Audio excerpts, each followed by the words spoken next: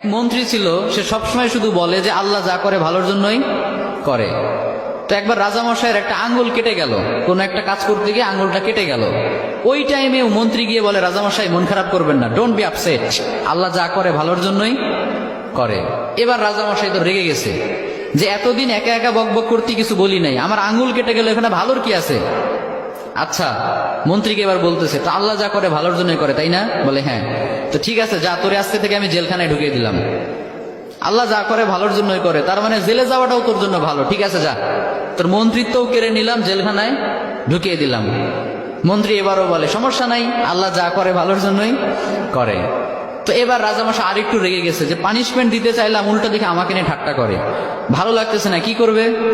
রেগে মেগে কয়েকটা লোক নিয়ে, তার সাঙ্গপাঙ্গ যারা আছে ওদেরকে নিয়ে জঙ্গলে চলে গেছে শিকার করার জন্য। কি করার জন্য? পশু শিকার করার জন্য। তো পশু শিকার করছে করছে, ইন দ্য মিন টাইম কয়েকটা লোক তাদের উপর হামলা করলো। এরা হলো জঙ্গলি মানুষ, এদেরকে কি বলে? জঙ্গলি মানুষ, বুঝতে পারছেন? মানে এরা জঙ্গলি, ওদের উপর হামলা। এই হামলা দেখে বাকি যারা ছিল রাজামশাই বাদে সবগুলো ভৌ দৌড়, এক দৌড়ে পলাই। চাচা আপন প্রাণ বাঁচা, নিজে বাঁচলে বাপের নাম, রাজামশাই মরলে মরুক, আমরা বাঁচি। আর রাজামশাই তো সুখে শান্তিতে বসবাস, দৌড়ানোর প্র্যাকটিস নাই। ওই আল্লাহর বান্দা একটু দৌড় দিতে না দিতে ধরা পড়ে গেছে। আর অন্যদের তো হেঁটে দৌড়ে অভ্যাস আছে, ওরা পালিয়ে গেছে। এখন রাজামশাইকে সবাই ধরে নিয়ে চলে গেছে এক জায়গায়। আসলে রাজামশাইকে তারা নিয়ে গিয়েছে জবাই করার জন্য। কি করার জন্য? তাদের বিশ্বাস মতে প্রত্যেকটা বছর তারা তাদের দেবদেবীর উদ্দেশ্যে একটা করে মানুষ উৎসর্গ করে। তাদের ধারণা হচ্ছে একটা করে মানুষ যদি আমরা প্রত্যেক বছর উৎসর্গ করি দেবদেবীদের জন্য, তাহলে পুরো বছরটা দেবদেবীরা আমাদেরকে সিকিউরিটি দিবে, নিরাপত্তা দিবে। তো ওই কারণে রাজামশাইকে নিয়ে গিয়েছে, শুয়ে দিয়েছে, জবাই করবে। এখন যেই না জবাই করতে যাবে, ইন দ্য মিন টাইম একজন চিৎকার করে উঠে বলে, স্টপ, থামো, একে দিয়ে হবে না। কেন, কি সমস্যা? বলে, খেয়াল করে দেখো, এর একটা আঙ্গুল কাটা। সুবহানাল্লাহ পড়বেন না? আমাদের দেবদেবীদের জন্য উৎসর্গ করতে গেলে একেবারে পারফেক্ট মানুষ লাগবে, যার কোনো খুঁত নাই, কোনো খাত নাই।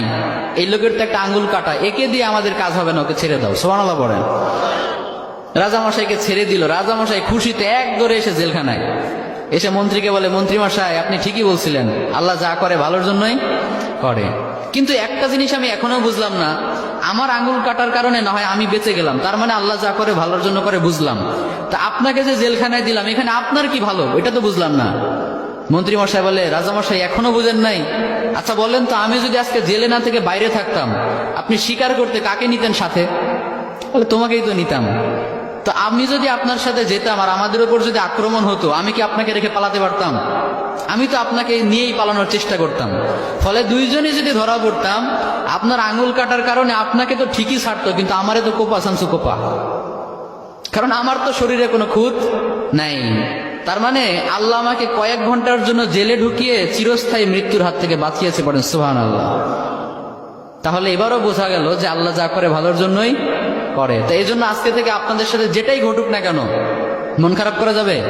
মন খারাপ করবে না। যেটাই হোক সবসময় বলবেন আল্লাহ যা করে, সবাই বলেন আল্লাহ যা করে ভালোর জন্যই করে।